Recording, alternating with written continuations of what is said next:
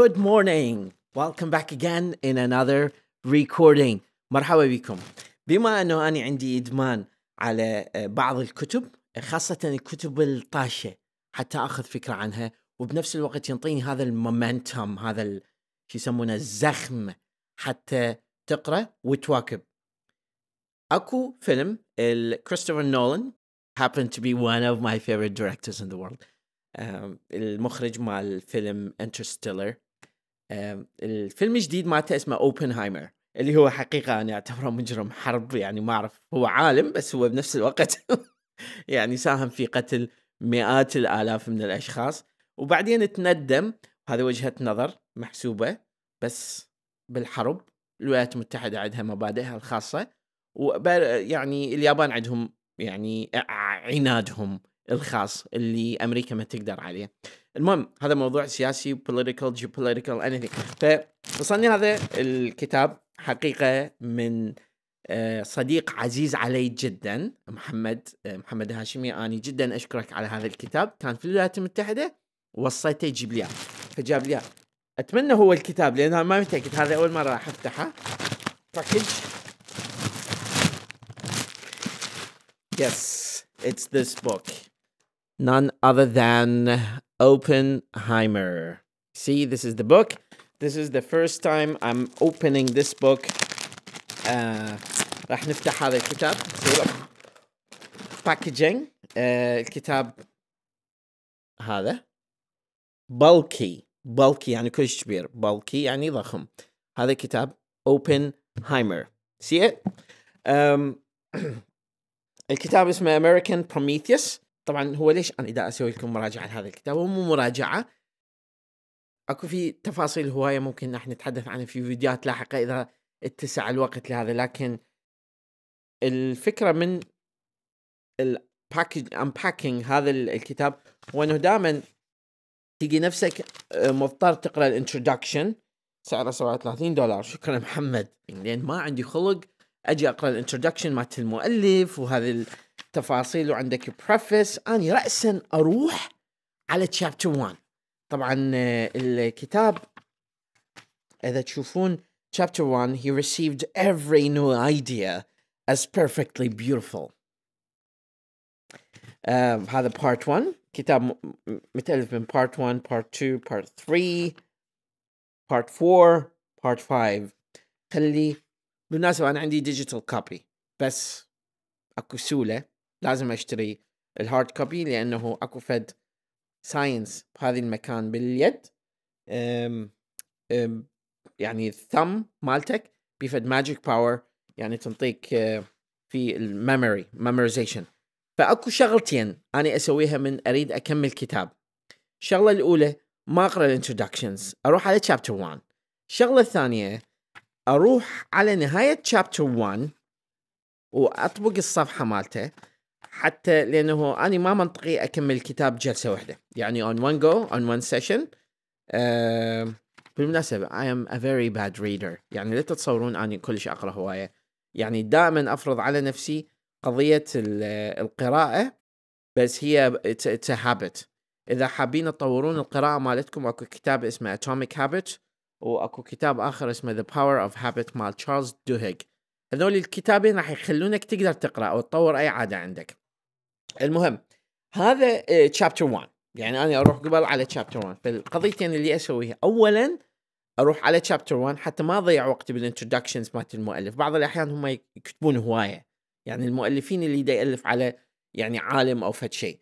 الموضوع الثاني يعني أسوي objectives إلي. يعني هسه أني الobjective مالتي هذا اليوم هو 28 pages، يعني اليوم مباكر 28 pages. 28 pages تقريبا أضربها في 500 كمعدل، 500 كلمة في 28. I'm not good with math. Anyways, he received every new idea as perfectly beautiful. In the first decade of the 20th century, science initiated Second American Revolution. A nation on horseback was soon transformed by the internal combustion engine, manned flight, and a multitude of other inventions. These technological innovations quickly changed the lives of ordinary men and women, but simultaneously, an esoteric band of scientists was creating an even more fundamental revolution. Theoretical physicists across the globe were beginning to alter the way we understand space and time. Radioactivity was discovered in 1896 by the French physicist Henri Becquerel. I hope I'm pronouncing the French, name correctly. For that, excuse my French. Max Planck, Marie Curie, and Pierre Curie, and other provided further insights into the nature of the atom. And then, in 1905, Albert Einstein published his special theory of relativity. Suddenly, the universe appeared to have changed. See, around the globe, scientists were soon to be celebrated as a new kind of hero, promising to usher in a renaissance of rationality, prosperity, and social meritocracy. In America, reform movements were challenging the old order. Theodore Roosevelt was using the bully pulpit of the White House to argue that good government, in alliance with science and applied technology, could forge an enlightened new progressive era. Into this world of promise was born J. Robert Oppenheimer. On April 22nd, 1904, he came from a family of first and second generation German immigrants, striving to be American, ethnically and culturally Jewish. The Oppenheimer of New York belonged to no synagogue. Without rejecting their Jewishness, they chose to shape their identity within a uniquely American offshoot of Judaism. The Ethical Culture Society that celebrated rationalism and a progressive brand of secular humanism. This was at the same time an innovative approach to the quandaries and any immigrants to America faced. And yet for Robert Oppenheimer, it reinforced a lifelong ambivalence about his Jewish identity. As its name suggests, ethical culture was not a religion, but a way of life that promoted social justice over self-aggrandizement. It was no accident that the young boy who would become known as the father of the atomic era was reared in a culture that valued independence inquiry, empirical exploration, and the free-thinking mind. In short, the values of science, and yet of Robert Oppenheimer's odyssey, that a life devoted to social justice, rationality, and science would become a metaphor for mass death beneath a mushroom cloud. هذه introduction, chapter 1, يعني تقريبا 1 page that I read.